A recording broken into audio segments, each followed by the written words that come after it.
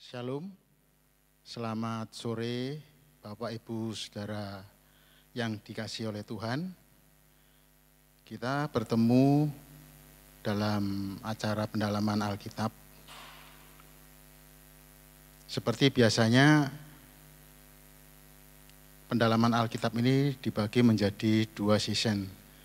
Season pertama diberikan kepada kami daripada full timer dan hamba-hamba Tuhan, kemudian akan dilanjutkan oleh Bapak Penatua Insinyur Lindra Haryanto. Saya mengucapkan terima kasih kepada pihak gereja, juga kepada Bapak Penatua Lindra yang memberikan kesempatan kepada saya untuk menyampaikan ulasan yang menjadi jadwal saya pada hari ini adalah di dalam Injil Matius pasal yang ke-27 mulai ayat 27 sampai yang ke-44. Memang selalu dibagi menjadi dua season seperti ini.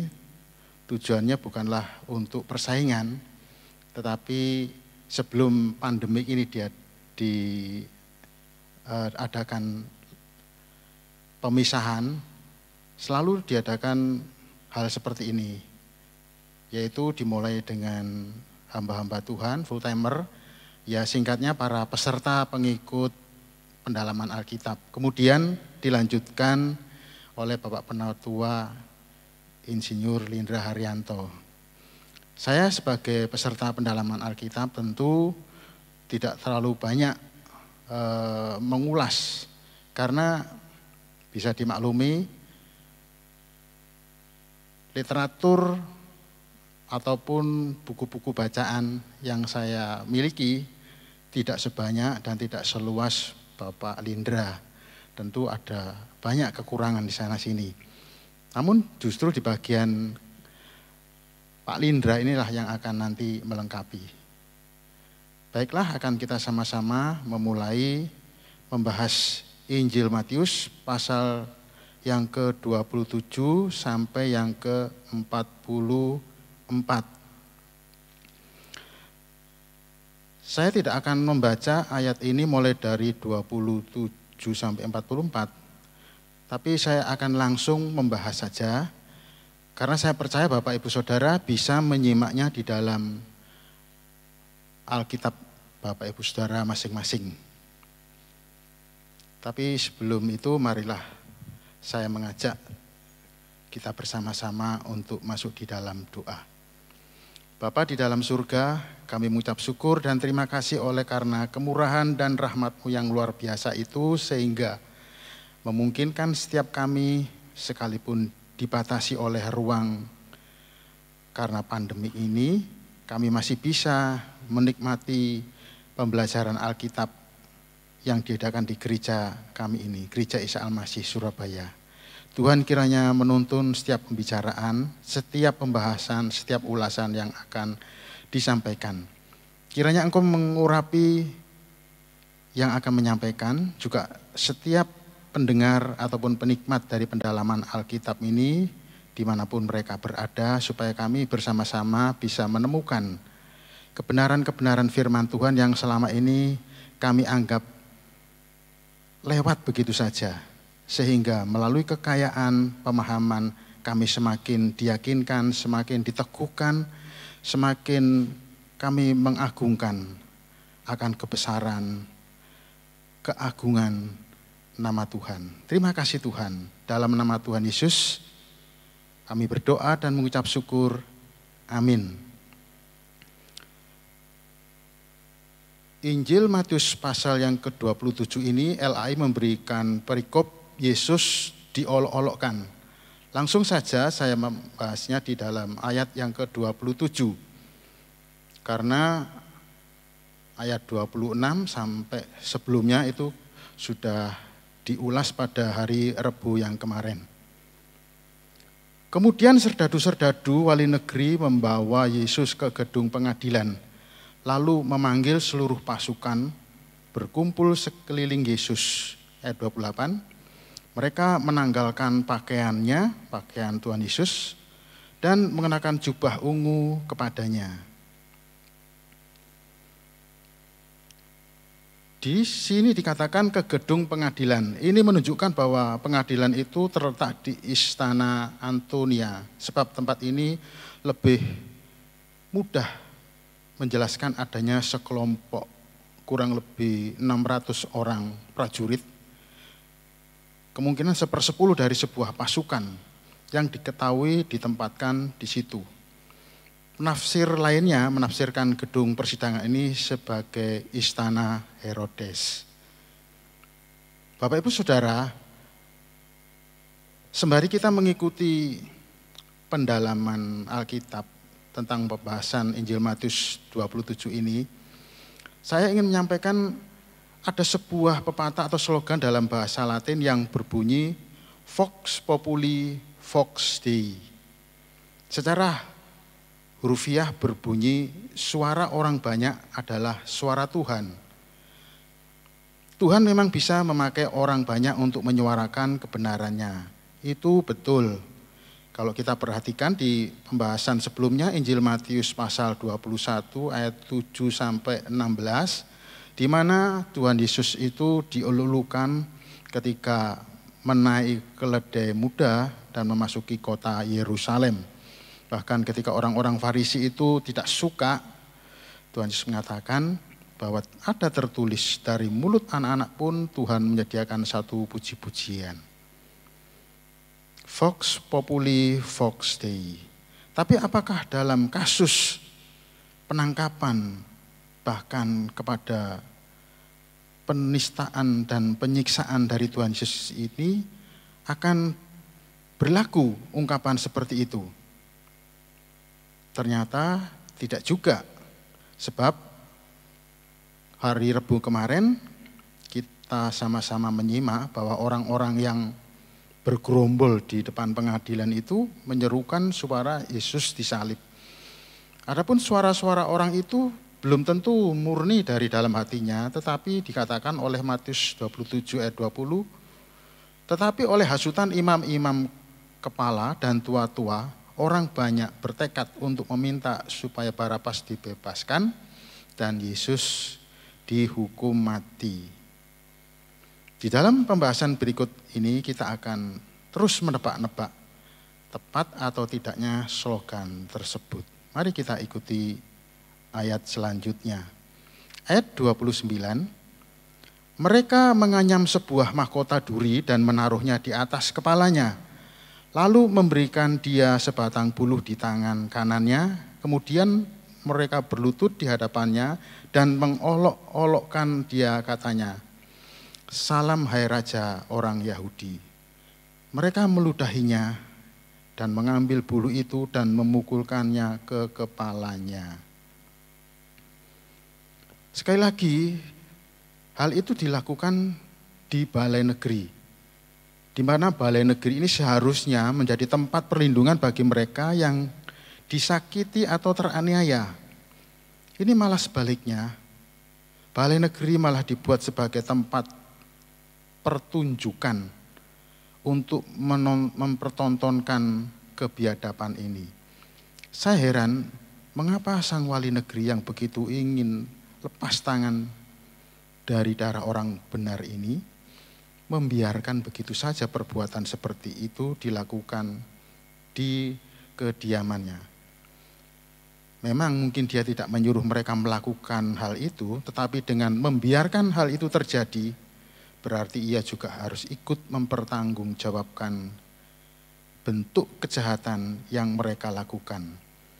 Karena wali negeri tidak mencegah di mana saat ia mempunyai kekuasaan untuk melakukan pencegahan itu.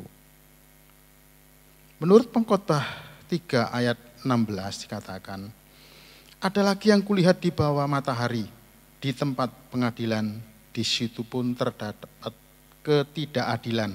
Dan di tempat keadilan, di situ pun terdapat ketidakadilan. Ternyata firman Tuhan ini terus masih berlaku hingga saat ini. Tidak berhenti pada saat di mana Tuhan Yesus diperlakukan secara tidak manusiawi. Kita akan melanjutkan di dalam ayat yang ke-31. Sesudah mengolok-olok dia, mereka menanggalkan jubah itu daripadanya dan mengenakan pula pakaiannya kepadanya. Kemudian mereka membawa dia keluar untuk disalibkan. Ada seorang nabi yang bernama Yeremia pernah mengalami situasi seperti ini. Mungkin menurut Yeremia, begitu antusiasnya dia melayani Tuhan, melayani Allah Israel, melayani sang kebenaran, harapannya tentu ketika melayani sesuatu yang benar, pasti responnya adalah yang menyenangkan atau melegakan hati. Tetapi apa yang dialami oleh Yeremia justru malah sebaliknya, yaitu yang diterimanya adalah penistaan. Sehingga Yeremia menulis di dalam kitab Yeremia pasal 20 ayat yang ke-7 demikian. Engkau telah membujuk aku ya Tuhan, dan aku telah membiarkan diriku dibujuk. Engkau terlalu kuat bagiku dan engkau menundukkan aku. Aku telah menjadi tertawaan sepanjang hari. Semuanya mereka mengolok-olokkan aku. Inilah yang dikeluhkan oleh Nabi Yeremia. Namun demikian, apakah Tuhan Yesus juga mengeluh seperti halnya Yeremia?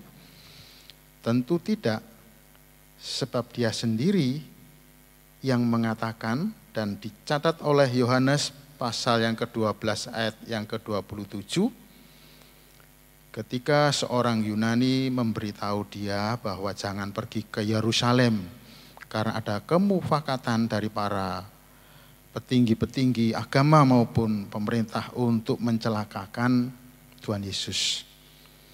Apa yang dikatakan oleh Tuhan Yesus? Di dalam Yohanes 12 ayat 27 demikian. Sekarang jiwaku terharu dan apakah yang akan kukatakan? Bapa, demikian Tuhan Yesus menyebut Allah Bapa, selamatkanlah aku dari saat ini. Tidak, sebab untuk itulah aku datang ke dalam saat ini. Dan Nabi Yesaya juga menubuatkan di dalam Yesaya pasal 53 ayat 7. Dia dianiaya tetapi dia membiarkan diri ditindas dan tidak membuka mulutnya seperti anak domba yang dibawa ke pembantaian. Seperti induk domba yang keluh di depan orang-orang yang menggunting bulunya. Ia tidak membuka mulutnya. Kita lanjutkan di dalam ayat yang ke-23 sampai 44 ini, di mana LAI memberikan satu perikop, Yesus disalibkan. Langsung saja saya akan membaca ayat 32, 33. Ketika mereka berjalan keluar kota, mereka berjumpa dengan seorang dari Kirene yang bernama Simon. Orang itu mereka paksa untuk memikul salib Yesus.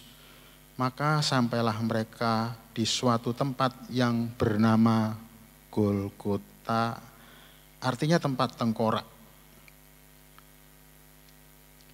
Kita tahu bahwa Simon bukanlah penduduk Yerusalem. Dikatakan bahwa Simon datang dari Kirene. Tujuan Simon berangkat dari rumahnya tentu ialah bait Allah yang akan dituju. Ia tentu ingin mempersembahkan kurban dan persembahan-persembahan lainnya untuk bait Allah sebagai rasa syukur dan rasa baktinya kepada Allah Israel yang dia dan keluarganya sembah. Bukankah ini tujuan yang kudus dan terpuji seperti yang dia jalani di waktu-waktu sebelumnya? Tetapi kali ini dia menghadapi situasi yang berbeda. Di tengah rasa ingin tahunya atas kerumunan orang banyak yang sedang menyaksikan seseorang yang nampak tertatih-tatih memikul kayu salib yang cukup berat,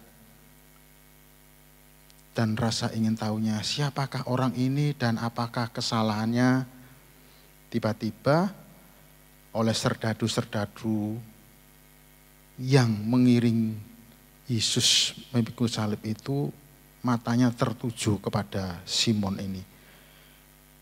Kemudian oleh para serdadu itu Simon dipanggil untuk mendekat dan memikul salib yang sudah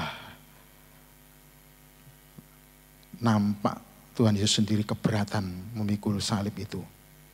Satu peristiwa yang tak terbayangkan oleh Simon, bahkan sejak dia berangkat dari kotanya Kirene. Nah, apakah ini suatu kebetulan saja? Bagaimana bisa tiba-tiba mata sekelompok serdadu-serdadu itu tertuju kepada Simon? Apakah ini satu kesialan baginya? Mungkin iya. Di saat segala sesuatu belum jelas, biasanya kita berpikir itu adalah sebuah kesialan.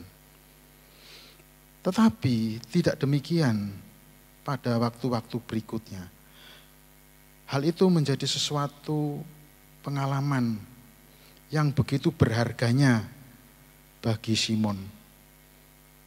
Dia lebih punya keyakinan untuk memohon belas kasihan kepada Tuhan Yesus kemudian. Jika dalam perjalanan hidupnya terasa sangat berat. Sebab Simon telah menyaksikan kuasa dari kebangkitan Kristus, di mana salibnya pernah dia rasakan untuk dipikul.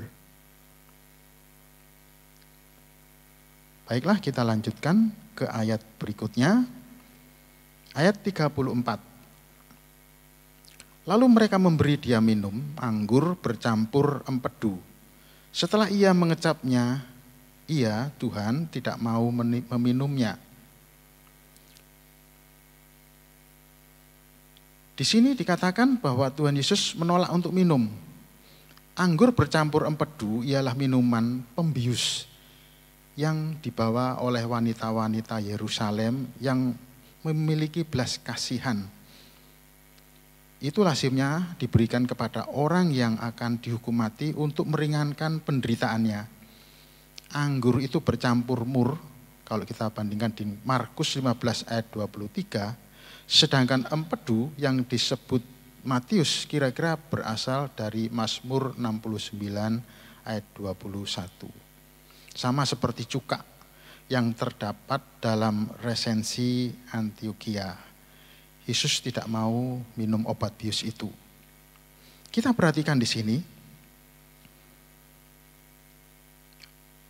bahwa Yesus tidak akan mengurangi sedikit pun rasa sakit dan pedihnya dari tanggungan takaran harga penderitaan yang seharusnya. Sekalipun masih ada beberapa jam lagi yang harus dia lalui. Ini mau menyatakan apa? Ini mau menyatakan mustahil bagi manusia bisa sampai kepada Allah. Karena tuntutan untuk menyelesaikan masalah dosa adalah begitu berat. Jika bukan Allah yang melakukannya, mustahil manusia itu bisa mendekat kepada Allah. Di mana Mazmur pasal 49 ayat 7 dan 8 menyatakan seperti ini. Tak seorang pun dapat membebaskan dirinya atau memberikan tebusan kepada Allah ganti nyawanya. Karena terlalu mahal harga pembebasan nyawanya dan tidak memadai untuk selama-lamanya. Ini yang dimaksud oleh Rasul Paulus kemudian, bahwa perbuatan manusia tidak akan mampu untuk menyelamatkan jiwanya dari hukuman Allah. Bukan berarti manusia tidak perlu berbuat baik. Tetapi jika manusia hanya mengandalkan perbuatan baik itu, maka sia-sialah. Karena perbuatan baiknya ini dikatakan oleh pemazmur tidak memadai untuk selama-lamanya.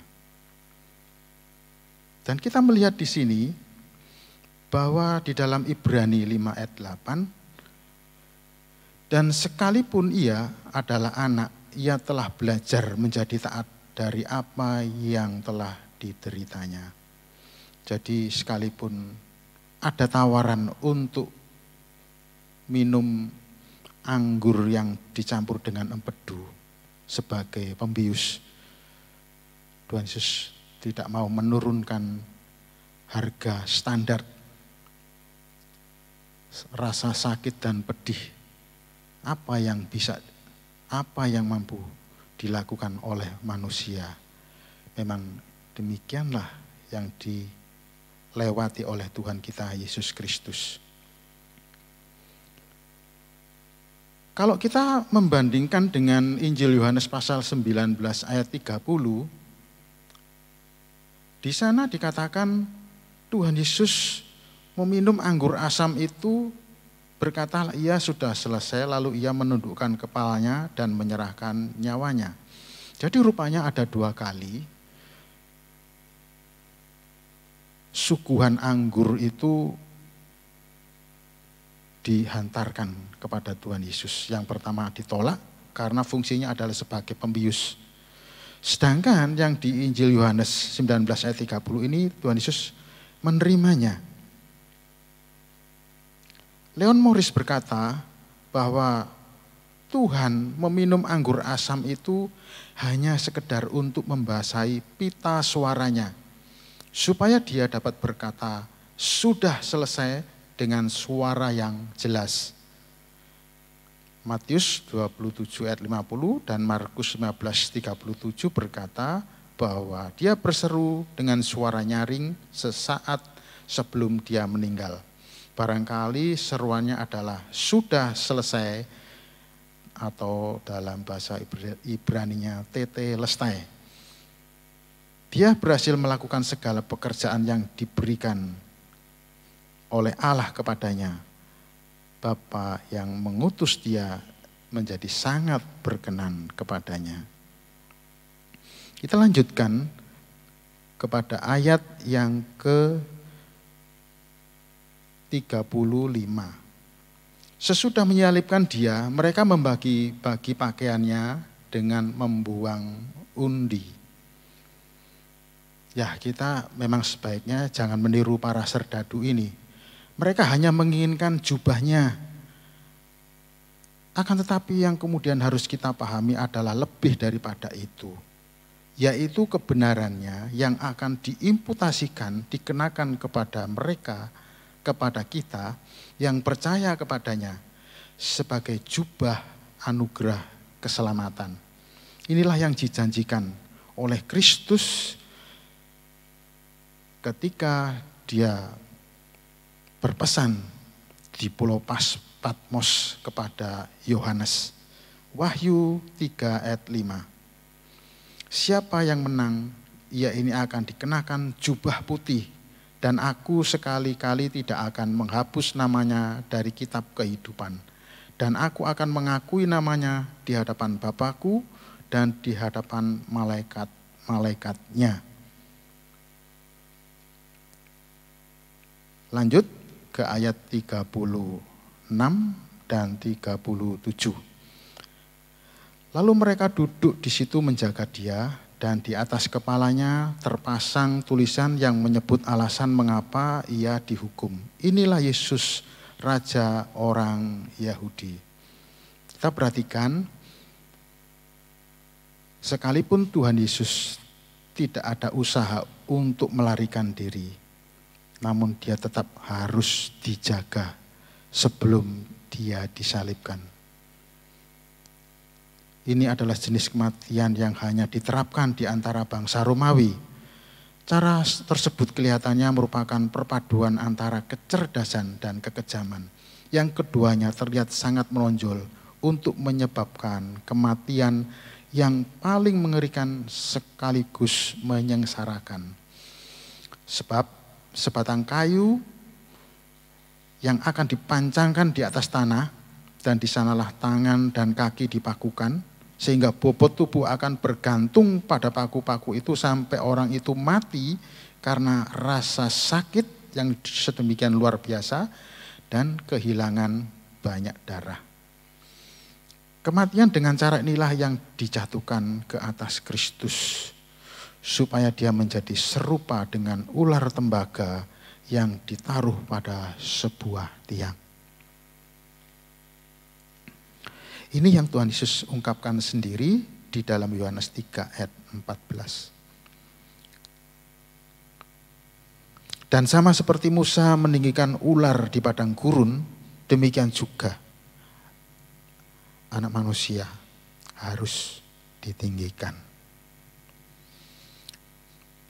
Kematian itu penuh dengan darah, menyakitkan, memalukan, dan terkutuk.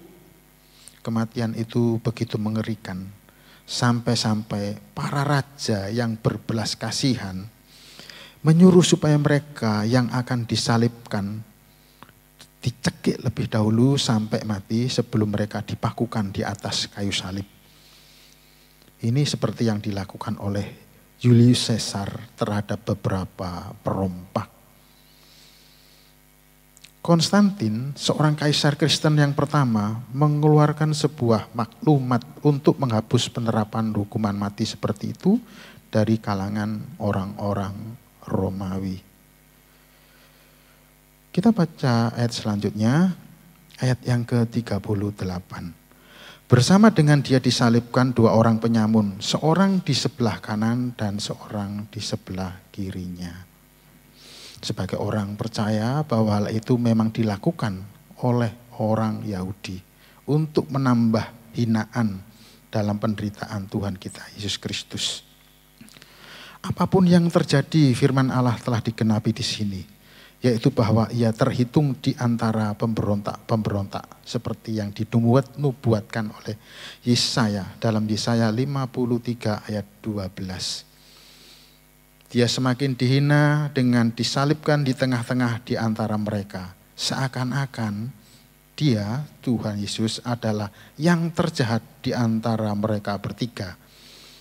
Si penjahat utama, sebab bila ada 3 orang, biasanya yang berada di tengahlah yang menjadi pemimpinnya. Setiap keadaan ditujukan untuk merendahkan dia, seolah-olah Sang Juru Selamat Agung adalah seorang pendosa terbesar di antara mereka. Kita lanjutkan di dalam ayat yang ke-39. Orang-orang yang lewat di sana menghujat dia sambil menggelengkan kepala. Ayat 40.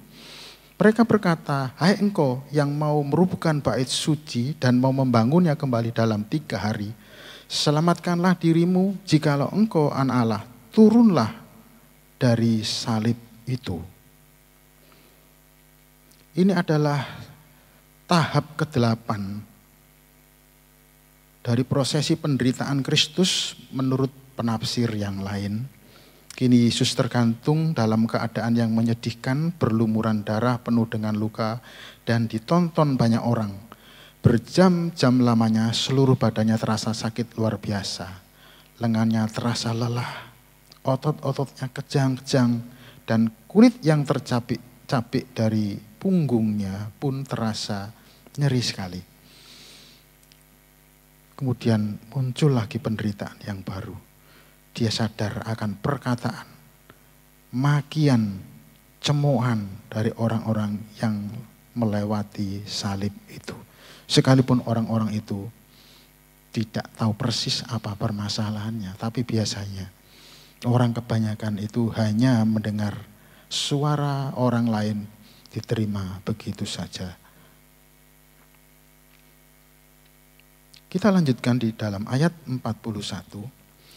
Demikian juga imam-imam kepala bersama-sama ahli-ahli Taurat dan tua-tua mengolok-olokkan dia dan berkata, orang lain ia selamatkan, tetapi dirinya sendiri tidak dapat ia selamatkan. Hai Raja Israel, baiklah ia turun dari salib itu dan kami akan percaya kepadanya. Rasanya mendalam sekali kebencian para pemuka agama Israel ini, yaitu imam-imam kepala dan ahli Taurat kepada Tuhan Yesus. Sebab semua argumentasi atau alasan yang mendasari pemahaman mereka terhadap hukum Allah telah dinyatakan salah bahkan sesat oleh Tuhan. Seolah-olah argumentasi mereka itu dipatahkan, bahkan dibungkam menurut tulisan Matius pasal 22 ayat 29-34. Mereka telah dilucuti, ditelanjangi di depan orang-orang yang selama ini menghormati mereka. Benarkah Yesus hendak menelanjangi mereka atau Tuhan Yesus punya permusuhan dengan mereka? Jelas tidak. Tuhan Yesus justru hendak menunjukkan kasih-Nya kepada mereka. Karena siapapun yang berpegang pada kebenaran hukum dengan cara yang salah, itu artinya dia membawa dirinya sendiri kepada penghukuman. Jadi dendam para imam ini benar-benar sebuah dendam kesumat. Sehingga melihat proses kematian yang begitu ngeri dan sadis seperti itu pun masih tidak terpuaskan atau menyurutkan kebenciannya terhadap Yesus. Bukankah mereka ini juga semalam-malaman tidak tidur? Mereka masih juga mengikuti jalannya penyaliban itu. Benar apa yang dikatakan oleh penulis Amsal di dalam Amsal 4 ayat 16. Karena mereka tidak dapat tidur bila tidak berbuat jahat, kantuk mereka lenyap bila mereka tidak membuat orang tersandung.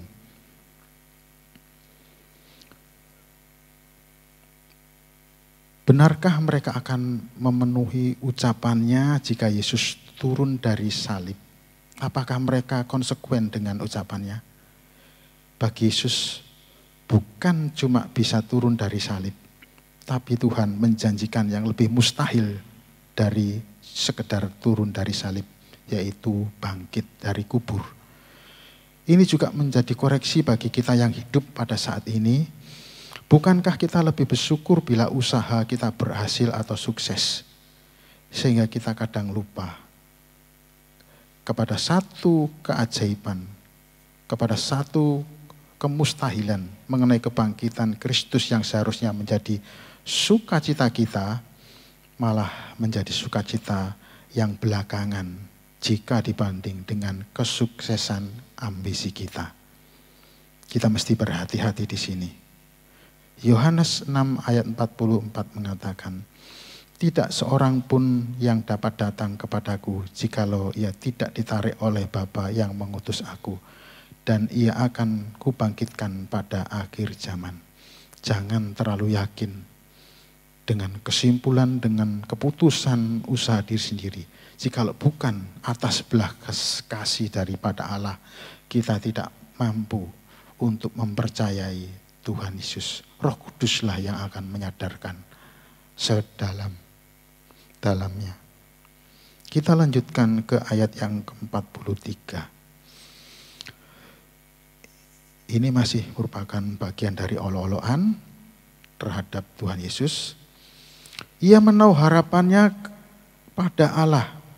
Baiklah Allah menyelamatkan dia jikalau Allah berkenan kepadanya. Karena ia telah berkata, aku adalah anak Allah. Bayangkan ketika Tuhan nampak tidak berdaya, apakah kita juga ikut terpancing untuk mengolok-olok dia? Mungkin kita tidak mengatakan seperti apa yang diolok-olokkan, diucapkan oleh orang-orang di sekitar penyaliban itu. Kita bisa mengolok-olok Tuhan dalam bentuk yang lain. Kita kecewa, kita berpaling dari dia. Pada saat doa-doa kita seperti tidak ada tanggapan, apakah kita masih bisa mengagungkan dia, memuliakan dia, ataukah kita sudah lupa asal kita? Rasul Paulus mengingatkan di dalam 1 Korintus 1 ayat 26. Ingat saja saudara-saudara, bagaimana keadaan kamu ketika kamu dipanggil. Menurut ukuran manusia, Tidak banyak orang yang bijak, tidak banyak orang yang berpengaruh, tidak banyak orang yang terpandang.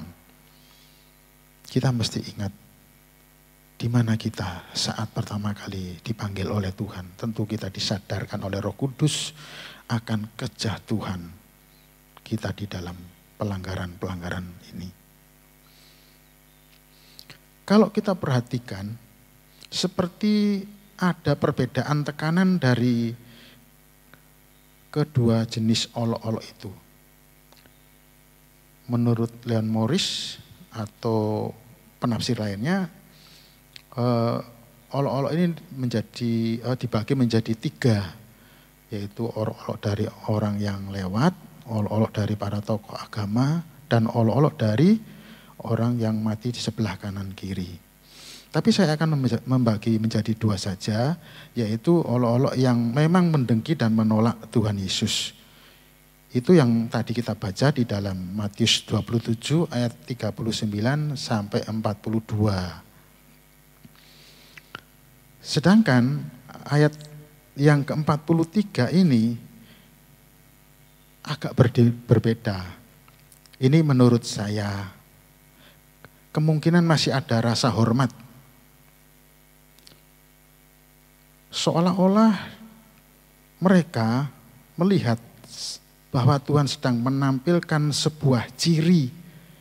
Seolah seperti demikianlah kelihatannya orang yang berserah dan berharap kepada Allahnya. Yang terkadang Tuhan itu tidak menganggap bahkan membiarkan untuk sedikit waktu. Mungkin penderitaan itu adalah bagian dari cara Tuhan memproses seseorang untuk tujuan yang lebih mulia. Hal ini diungkapkan oleh Mazmur Asaf dalam Mazmur 73 ayat 21 sampai 26. Asaf mengatakan demikian. Ketika aku merasa pahit dan buah pinggangku menusuk-nusuk rasanya, aku dungu dan tidak mengerti, seperti hewan aku di dekatmu. Tetapi aku tetap di dekatmu. Engkau memegang tangan kananku, dengan nasihatmu engkau menuntun aku, dan kemudian engkau mengangkat aku ke dalam kemuliaan. Siapa gerangan ada padaku di surga selain engkau? Selain engkau tidak ada yang kuingini di bumi. Sekalipun dagingku dan hatiku habis lenyap, gunung batuku dan bagianku tetaplah Allah selama-lamanya. Dan di dalam olok-olokan ini juga dikutip dari Mazmur Daud. Daud mengatakan di dalam Mazmur 22 ayat 7 dan 24, semua yang melihat aku mengolok-olok aku, mereka mencibirkan bibirnya, menggelengkan kepalanya. Dikatakan, ia menyerah kepada Tuhan, biarlah Tuhan yang meluputkannya, biarlah Tuhan yang melepaskannya. Bukankah Tuhan berkenan kepadanya? Olok-olokan ini tetap tidak menggoyahkan iman sukacita dari Daud pada waktu itu. Karena kuncinya ada di Mazmur 22 ayat 24.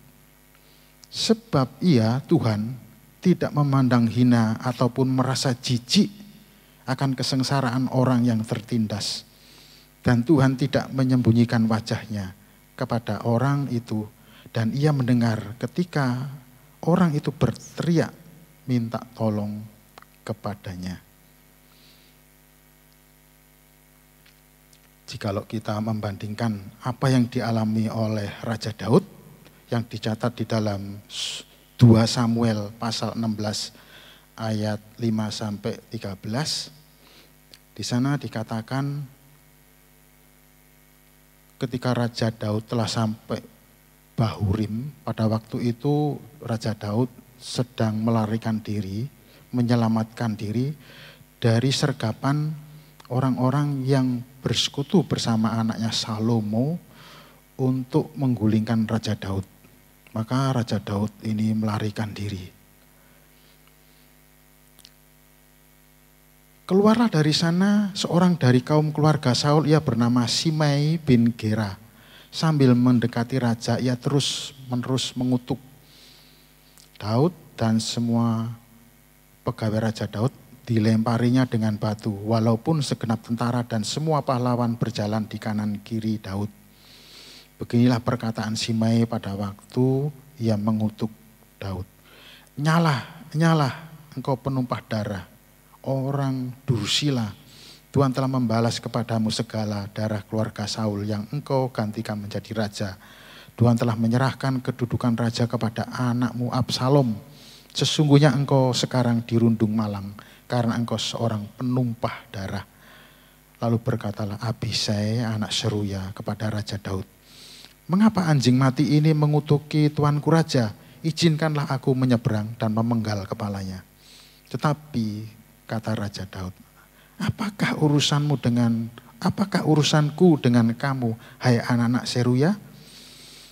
Biarlah ia mengutuk, sebab apabila Tuhan berfirman kepadanya, kutukilah Daud, siapakah yang akan bertanya, mengapa engkau berbuat demikian? Pula kata Daud kepada Abisai dan kepada semua pegawainya, sedangkan anak kandungku sendiri ingin mencabut nyawaku, terlebih lagi sekarang orang Benyamin ini. Bukankah dia? Biarkanlah dia dan biarlah ia mengutuk, sebab Tuhan yang telah berfirman kepadanya demikian. Mungkin Tuhan akan memperhatikan kesengsaraanku ini dan Tuhan membalas yang baik kepadaku sebagai ganti kutuk orang itu pada hari ini. Demikianlah Daud melanjutkan perjalanannya. Itulah di sini bahwa prinsip dari Raja Daud ketika menerima cacian makian oleh Simei, Daud berpasrah kepada Tuhan. Mereka yang mencaci maki biarlah itu urusan mereka. Tetapi orang yang mempercayai Tuhan punya tanggung jawabnya sendiri kepada Tuhan. Saya melihat olok-olokan yang kedua ini agak berbeda. Tadi saya katakan ada rasa hormat sedikit. Saya jadi ingat kepada iklan biskuit yang sekarang mungkin sudah ditayangkan. Di mana kedua anak sekolah ini pada waktu berjalan itu kakinya diganjal sehingga anak ini jatuh. Nah, pada suatu saat temannya yang mengganjal ini melewati rumahnya dan melihat bahwa anak yang dijatuhkan itu sedang berlatih bela diri dengan ayahnya. Ayahnya yang punya tubuh besar itu dibanting sama anak kecil ini. Dan ketika ketemu kembali di sekolahnya, anak yang mengganjal ini yang tubuhnya tentu lebih besar dari anak ini bertanya, kamu kan bisa bela diri, kenapa pada saat dijatuhkan kok kamu diam saja? Kamu kan bisa sih. Anak ini cuma menjawab dengan kode-kode bahwa hati itu harus kuat. Saya jadi ingat iklan itu. Mungkin olokan yang kedua ini, yang di ayat 43 ini ada perbedaan, mirip seperti itu. Sebetulnya Tuhan kan bisa, tapi kenapa diam saja? Ya mungkin itulah yang dikatakan, dicirikan sebagai orang-orang yang berharap kepada Tuhan. Kadang kita harus membiarkan untuk sedikit waktu Tuhan mengizinkan memproses kita untuk kemudian kita bisa diangkat kepada tempat yang lebih tinggi. Ayat 44. Bahkan penyamun-penyamun yang disalibkan bersama-sama dengan dia mencelanya demikian juga. Tapi menurut Lukas 23 ayat 39 sampai 43, kemudian salah seorang dari mereka, dari kedua penjahat yang disalib kanan kiri itu mengubah sikapnya terhadap Tuhan Yesus. Nah, setelah kita sama-sama mengikuti cerita ini, karena Matius mungkin menulis agak panjang, jika dibandingkan dengan penulis Injil lainnya, dan sebagian besar gereja memang lebih mendramatisir peristiwa penyaliban ini dibanding memaknai salib itu sendiri. Maka kita mungkin bertanya-tanya dalam situasi dan kondisi seperti ini, siapakah sebenarnya yang pegang kendali dari semua peristiwa ini?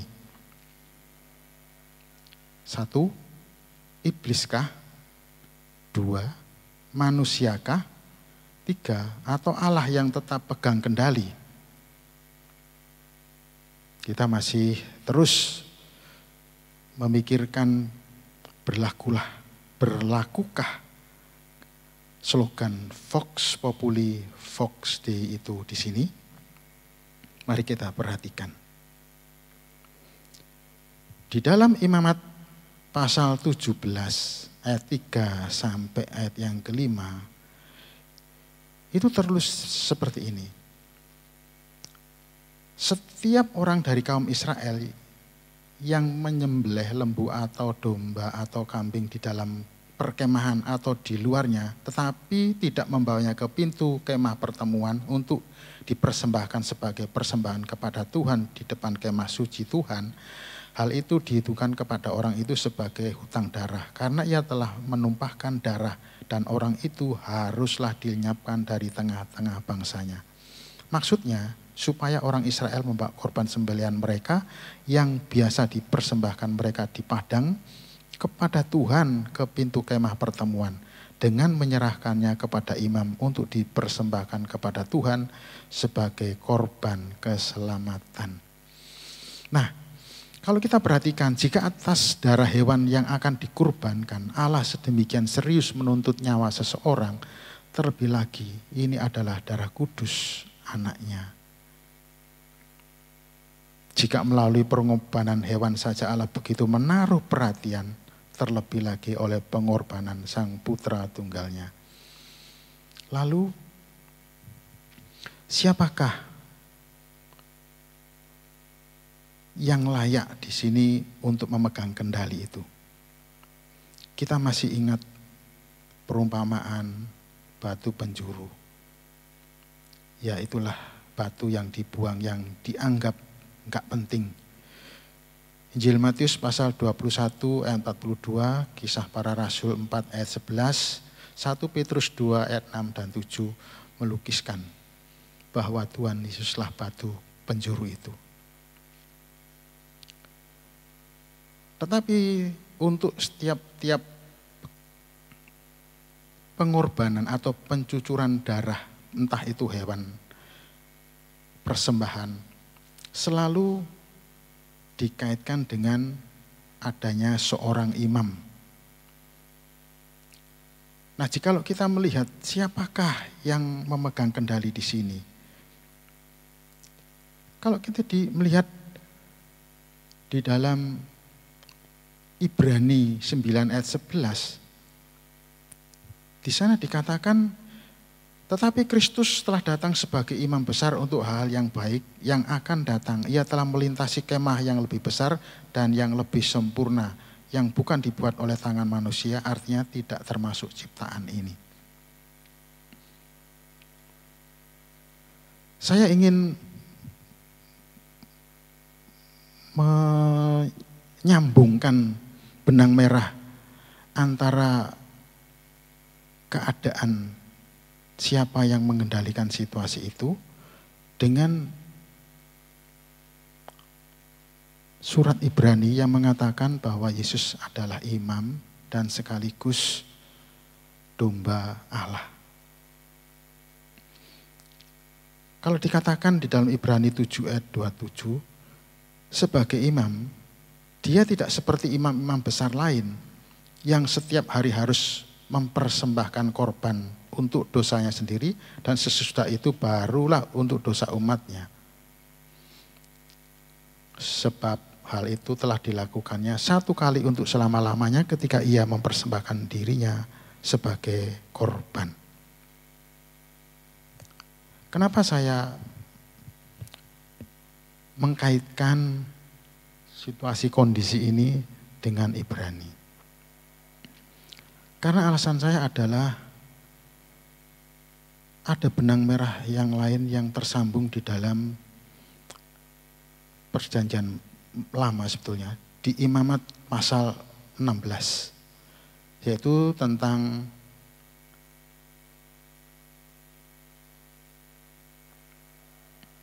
Hari Raya Pendamaian.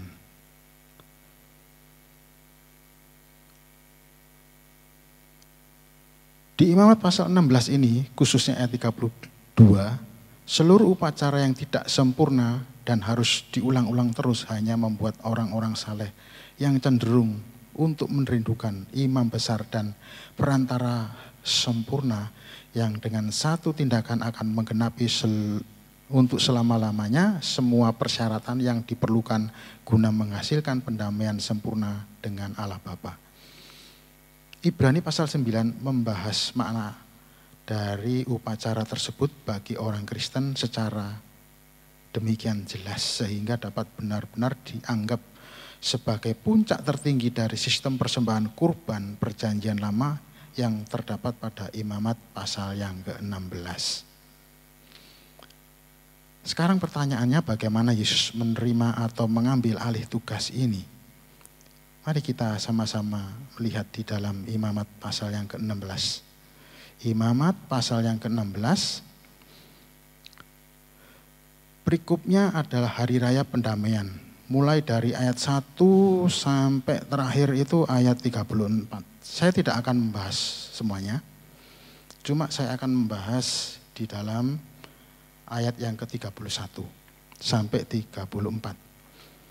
Hari itu harus menjadi Sabat, hari perhentian penuh bagimu dan kamu harus merendahkan diri dengan berpuasa. Itulah satu ketetapan untuk selama-lamanya dan perdamaian harus diadakan oleh imam yang telah diurapi dan telah ditahbiskan untuk memegang jabatan imam menggantikan ayahnya. Ia harus mengenakan pakaian lenan yakni pakaian kudus.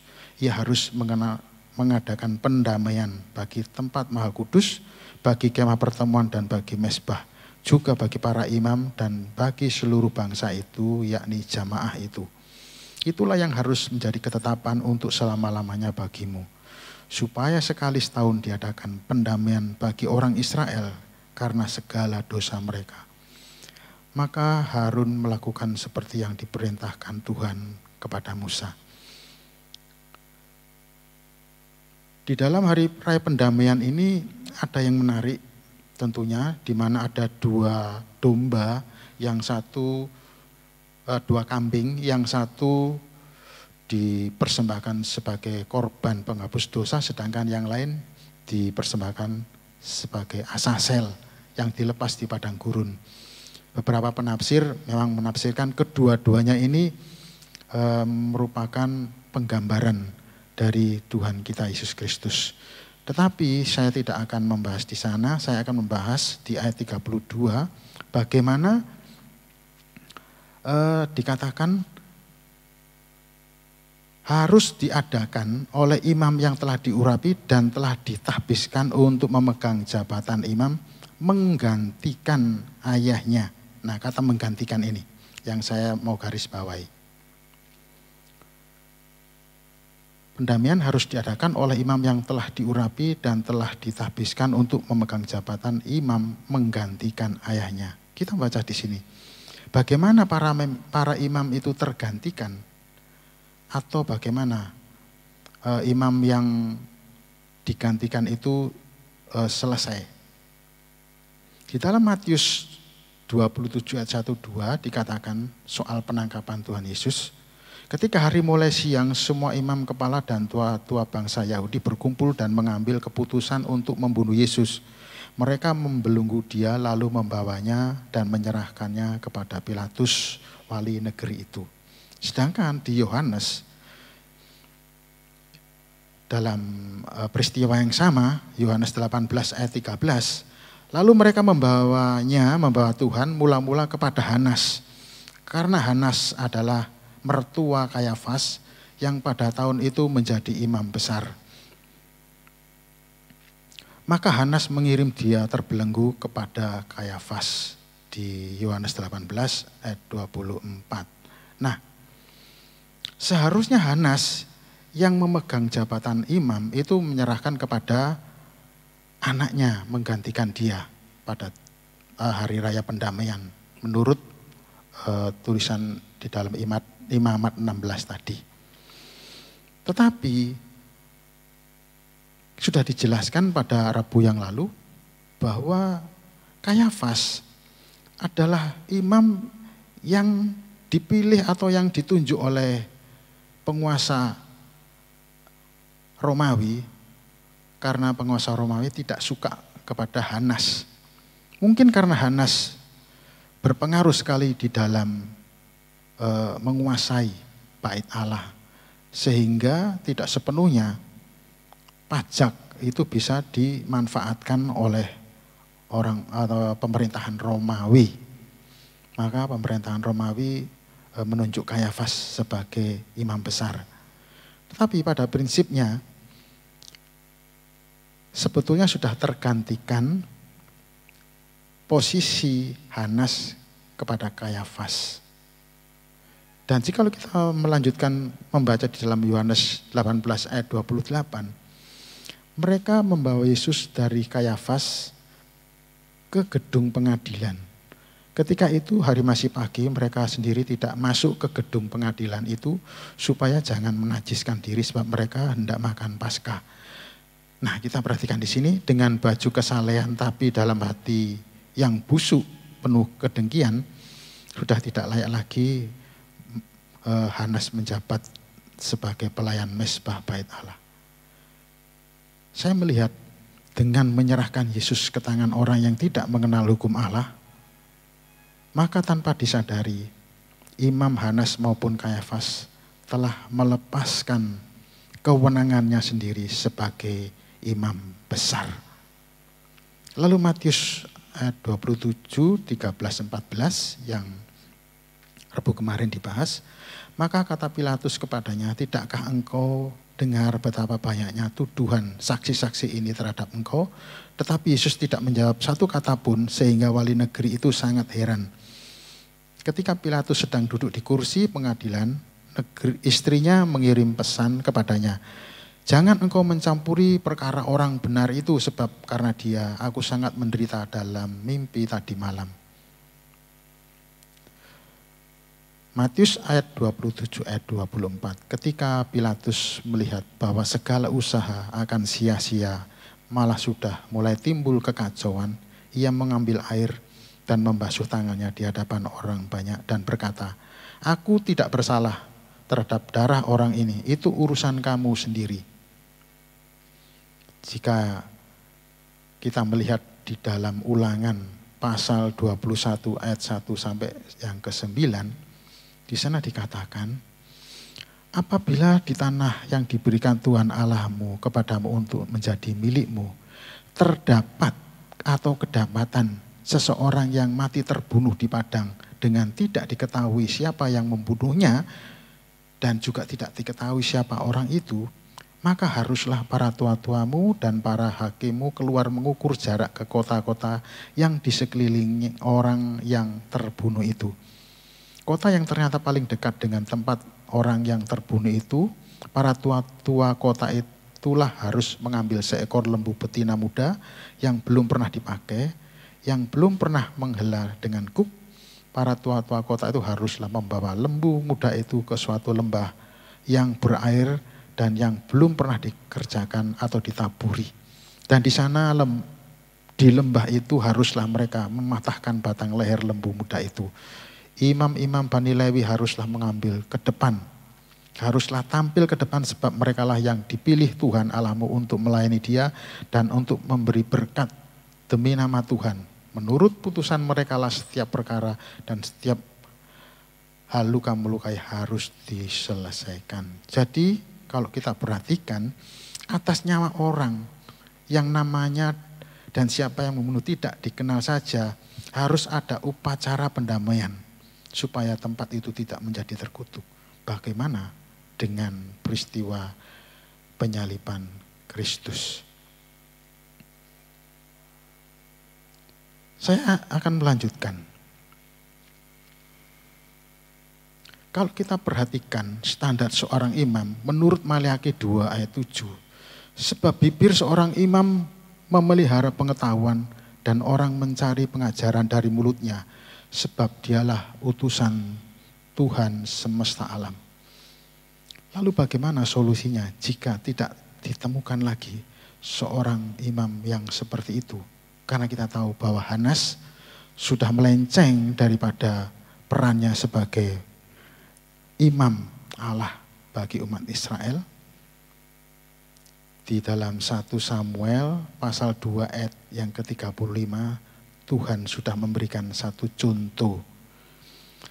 Dan aku akan mengangkat bagiku seorang imam kepercayaan yang berlaku sesuai dengan hatiku dan jiwaku, kata Tuhan.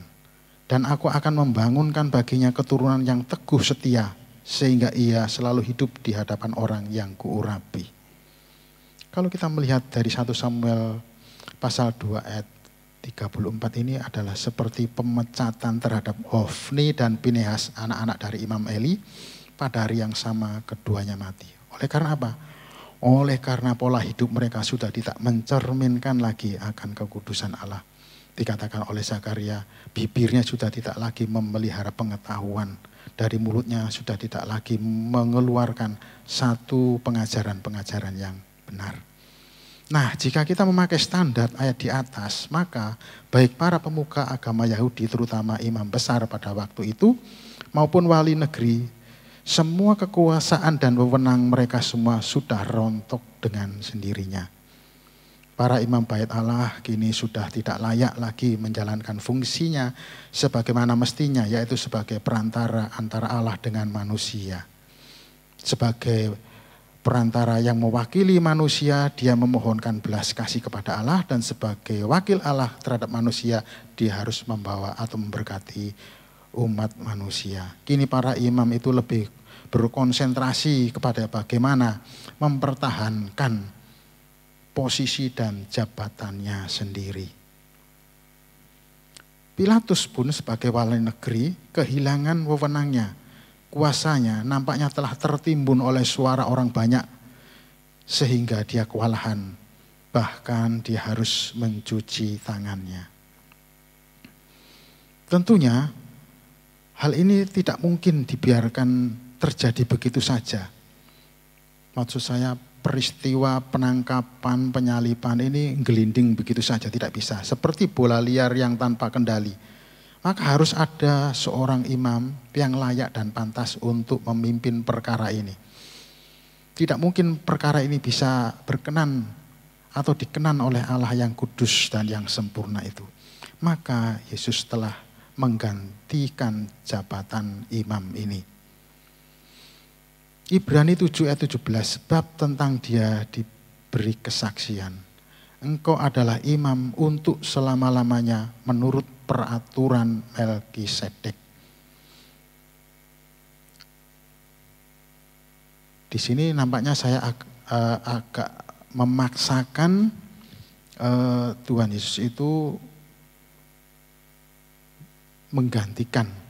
Karena di dalam imat tadi upacara itu harus diselenggarakan pada saat pergantian dari imam besar ayahnya kepada anaknya. Seolah-olah saya akan memaksakan benang merah ini. Pertanyaannya adalah, lalu apakah bisa dikatakan bahwa Tuhan Yesus secara kebetulan mau menyerobot jabatan imam tersebut? Atau seperti Simon Kirene yang terpaksa memikul salib demi lancarnya prosesi penyaliban itu? Tentu tidak. Karena ada alasan lain yang lebih penting. Karena ada alasan lain yang lebih penting dari sekedar cuma menggantikan jabatan imam ini. Kita perhatikan di dalam Ibrani pasal 8 ayat 4. Penulis Ibrani mengatakan seperti ini. Sekiranya ia, Yesus, di bumi ini, maksudnya tetap tinggal di bumi ini, ia sama sekali tidak akan menjadi imam. Karena di sini telah ada orang-orang yang mempersembahkan persembahan menurut hukum Taurat. Dan jikalau kita kepingin jelasnya bisa membaca keseluruhan dari Ibrani pasal yang ke-8 ini. Tetapi Ibrani 9 ayat 11 mengatakan, tetapi Kristus telah datang sebagai imam besar untuk hal-hal yang baik yang akan datang.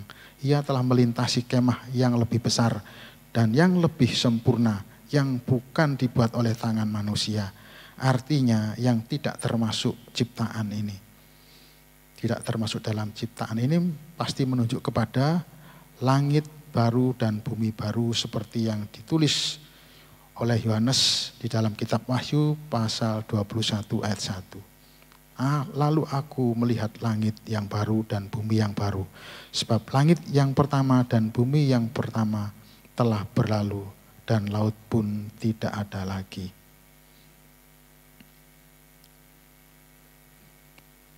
Nah, Bapak Ibu Saudara, kita kembali ke konteks pendalaman Alkitab pada malam hari ini, yaitu tentang Injil Matius dari pasal 27 ayat 27 sampai ke 44. Kita seharusnya semakin hormat kepada Kristus yang telah rela terhina, tersakiti, baik tubuh maupun hatinya, sedemikian rupa. Itu semua dilakukan, itu semuanya dijalaninya demi kasihnya untuk menyelamatkan kita yang berdosa. Jadi sekali lagi, siapa yang pegang kendali? Tentu Allah sendiri. Menurut Ibrani, Yesuslah yang berperan sebagai imam. Dan yang dipersembahkan itu adalah dirinya sendiri sebagai domba Allah yang sangat berkenan kepada Allah Bapa. Kita sebagai manusia tidak mampu mengukur sejauh mana kepuasan Allah terhadap karya Kristus yang begitu sempurna. Kita tidak tahu, tetapi kita bisa mengerti ketika Allah mengatakan, inilah anakku dan kepadanya aku berkenan. Perkenanan inilah yang menunjukkan kesempurnaan dari perendahan yang Tuhan Yesus jalani saat ini. Marilah kita senantiasa mengagungkan Dia. Saya rasa sampai di sini yang bisa saya sampaikan mengenai pembahasan Injil Matius pasal 27 ayat 27 sampai 44. Soli Deo Gloria. Amin. Mari kita kembali berdoa. Bapa di dalam surga, segala hormat kemuliaan kami kembalikan kepada Engkau ya Tuhan. Apa yang telah diberikan pembahasan mungkin sangat terbatas. Mungkin tidak banyak pengetahuan yang luas yang dapat tersajikan.